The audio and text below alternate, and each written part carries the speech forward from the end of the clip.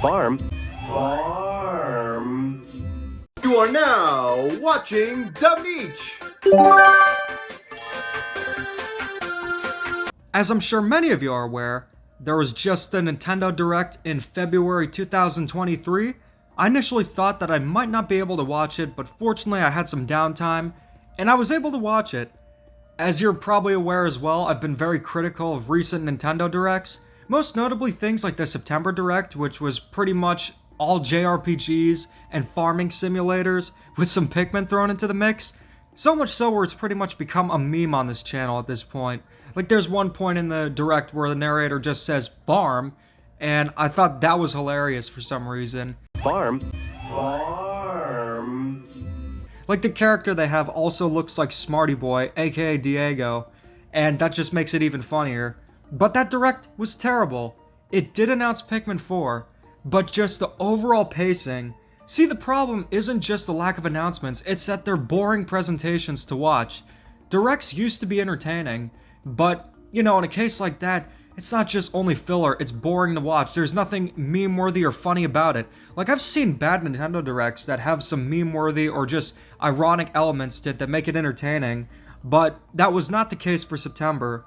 But I don't want to dwell too much on the September Direct anymore because this February Direct was actually quite interesting in more ways than one. So, with the September Direct, it did reveal what is looking to be one of the best Nintendo games of all time, that being Pikmin 4. When it initially revealed, I wasn't sure to get too excited for it because, for one, it really just showcased a little bit of the game like a CGI trailer thing, not actual gameplay footage, making me think, you know what, this could be like Metroid Prime 4, this could be a game that's just in progress, they just wanted to announce it to say, hey look, it's coming, but no, it is very much coming, and we got a full-on trailer for the game, which I was not expecting, and it really showcases that this game is easily going to be one of the best games on the Switch. I'm a huge fan of the Pikmin series, and seeing the game just evolve, even though it's been like a decade since Pikmin 3, is just incredible. I will say visually, it definitely could look a bit better. That really mostly has to just do with the hardware of the Switch aging. I feel like with modern hardware like that of current consoles and stuff like that, it could look even better, but that's a discussion for another day. But overall, even with the limitations of the Switch, it still looks excellent. There's a lot of aspects about the game that just are brand new, while also retaining what makes Pikmin great. You have the new ice ones that can freeze the water, and you even got a Pikmin dog, you got Ochi, which is just adorable. And I gotta say, I'm a huge fan of it, and I'm so excited for it. That alone, having Pikmin 4, already gives 2023 a bit of an edge, because the problem with last year is we got a lot of games, but they weren't really of high quality a lot of the time. We got stuff like Switch Sports, we got stuff like Mario Strikers. Really the only standouts for me that year were Kirby and the Forgotten Land and Mario and Rabbids Sparks of Hope, which that wasn't even developed by Nintendo, that was all Ubisoft pretty much. But let's see, this year we got Legend of Zelda Tears of the Kingdom, we got Pikmin 4, Kirby's Return to Dreamland Deluxe, Metroid Prime Remastered, which we'll definitely get into.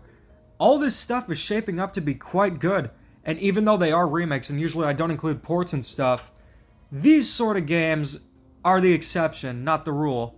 So getting into Kirby next, that is another standout for me. It looks like they're doing quite a lot to make this game a full-on remake instead of just a port. Like the problem with a lot of Switch ports is that, for one, they're overpriced for what they offer. They usually are a full $60, and another aspect about them is that they don't really add anything. It's just pretty much the game on Wii U, or on the Wii in Skyward Sword HD's case, with a few quality of life improvements, and just stuff like that. But we're actually seeing some content here that wasn't present in the original game that looks really promising. We got an entire side campaign with Megalore, which is really cool to see. That sort of was information we knew about before. I think Nintendo was tweeting about it, but also there was information on the box art about it, so it was expected, but actually seeing it in action, it looks pretty cool. And I think that Return to Dreamland Deluxe is going to be a very cool game. I'm planning on reviewing the original Kirby's Return to Dreamland sometime soon, before it, just, you know, to get in the mood for the game. And this deluxe game is actually looking to be quite deluxe, which I'm a huge fan of. Also, Kirby Star Allies. It's going to be all the more outdated once we have the superior 2D Kirby game on the Switch. Speaking of 2D games, we got Game Boy games, Game Boy Color, and Game Boy Advance coming to the Switch. That right there was something I kind of expected but also didn't expect because it's been so long. It's been 6 years. What are you doing, Nintendo? This is stuff that we would get like a few months after on the 3DS or Wii U. But, you know, better late than never, I suppose. And there were a lot of aspects that I liked. So since Game Boy is more retro, and considering we are millennials and Gen Z and don't have the patience for 8-bit games, I'll just touch over those a little bit. I think that it's really cool that we're actually getting the Game Boy Color emulation for it, meaning that it'll have the Game Boy Color color palette, which is really nice. It wasn't on the 3DS, which was a shame. You could only switch between black and white and black and green, but you're getting the black and green here, the pea soup color, but the more accurate Game Boy Color black and white as well. Which, I gotta say, as a huge connoisseur of Game Boy, this is all stuff I love to see. The only thing that would make it even better is if there was a Game Boy Light option that had a sort of teal backlit feel to the screen. But the selection of games could be better for the Game Boy. There's not many of them, but it just seems like stuff that if they asked Demeech, okay, you could only pick these kinds of games, you could only pick a certain selection, those seem like the kind of games that I would select personally. Like Wario Land 3, Super Mario Land 2, Game & Watch Gallery 3. It's like they were asking me to put in games for their Game Boy Online thing. And the cool thing about it is you don't need the expansion pass for that. But you do need it to play the Game Boy Advance games, which I thought the Game Boy Advance stuff was really cool as well. Game Boy Advance has a lot of great games. I am going to go out and say that I think the Game Boy and the Game Boy Advance have a better library of games than a lot of Nintendo's consoles, specifically the NES. Super Nintendo, maybe, but a lot of the Super Nintendo games on Game Boy Advance, they're just such underappreciated systems, and I'm glad that they're able to have the games on the Switch, which is all good news. One thing though, I've been planning on doing a retrospective covering the Super Mario Advance 4 e-reader levels. I have the audio recorded, I have all the footage, and the fact that they're releasing that right now, what a coincidence, man. I just finished nearly everything for that video, and now it's playable on the Switch, so all you guys will get to experience it, and I have very positive things to say about it, so be on the lookout for that this weekend. Also, the retrospective of Kirby's Extra Epic Yarn is finished, so that is going to be up tomorrow, just like when the Switch Pro is releasing. Alright, Switch Pro jokes aside, it turns out the credible insiders were right! Metroid Prime Remastered is actually a thing. And what actually surprised me the most, it was releasing, not tomorrow, but the digital version released today, and we're getting the physical version on February 22nd. That was a shock right there. Like, that was one of the most surprising things I've ever seen in a Direct. I'm honestly at a loss for words when it comes to that, but the game itself, this looks like another remake. This is not one of those sort of ports where it's just upscaled. There's effort put into the game, and it's only $40, which I found very interesting, considering another game is beyond the typical $60, but Metroid Prime Remastered looks great. Although, I'm a physical-only gamer, so I'm not going to get the one for the eShop. So then, getting into a little more of the Direct, Mario Kart Wave 4, we got confirmation of what's coming to that, a brand new track based on Yoshi's Island, which looks incredible, and Birdo as a playable character. I could tell that they're using the model from Mario Kart Tour, which you might think, oh, I'm saying it's a bad thing. But this means we could get more characters. Funky Kong has a chance, we could get Charge and Chuck, Diddy Kong.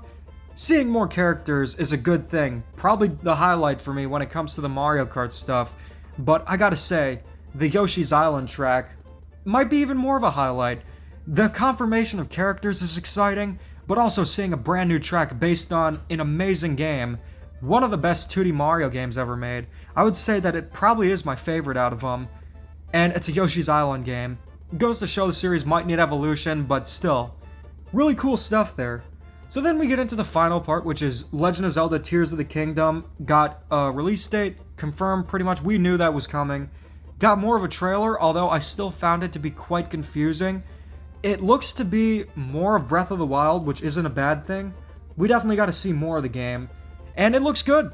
I don't think there's a Zelda game that looks bad outside of something like Zelda the Wand of Gamelon or Zelda or Link to Faces of Evil, you know, stuff like that. But Thing is, it's going to be $70. I didn't think Nintendo would go that route, but all I have to say is there's no reason why they should have $70 games on any console. This isn't just limited to Nintendo. I don't think there should be $70 games in general. And for those saying it's because of inflation or, well, games cost more back then, they don't even account for things like making cartridges and stuff. And we're just gonna see a whole bunch of shills and fanboys come up with that logic, and I'll be here to laugh at it. But overall, what did I think of the Direct? On a scale of 1 to 10, which I don't usually do, I would say it was a solid 6 out of 10. It's really weird that we don't have a new Mario game revealed. This is going to be the longest gap without a new Mario game that we know of, and it seems like there might not be a new Mario game this year, which is really weird considering we're getting the movie, and I know there's stuff like that in the DLC for Mario Kart, but come on. I just want a good new Mario game, a mainline game, specifically. We've gone almost 11 years without a 2D game, 6 years without a 3D game, unless you count Bowser's Fury, or even a spin-off, one that's actually good. Fortunately, we didn't get that Mario Baseball 3, which I was concerned about, so that is good news. But here's the thing that I've noticed with a lot of Directs, and it's not just this one. It just seems that there aren't many new announcements in terms of like brand new games. Like if we're looking at this Direct, we did get some really cool announcements, but not much in terms of full-on new games. I think the remakes are actually remakes this time, and I'm definitely looking forward to playing them. But I think this goes to show that the Switch is probably on its way out, and we should be getting a successor sometime within 2024, 2025. And, you know, I'm just ready to move on from the Switch. But if this year has Pikmin 4, Legend of Zelda Tears of the Kingdom, some excellent remakes, and stuff along the lines of that, you know, I think I'll be one happy gator, because quality over quantity, or, you know, having quality and quantity at the same time is the best of both worlds, but you get what I mean. So what did you guys think? Which announcements did you like, and which did you want to see? Let me know in the comments, and keep calm and da-da on.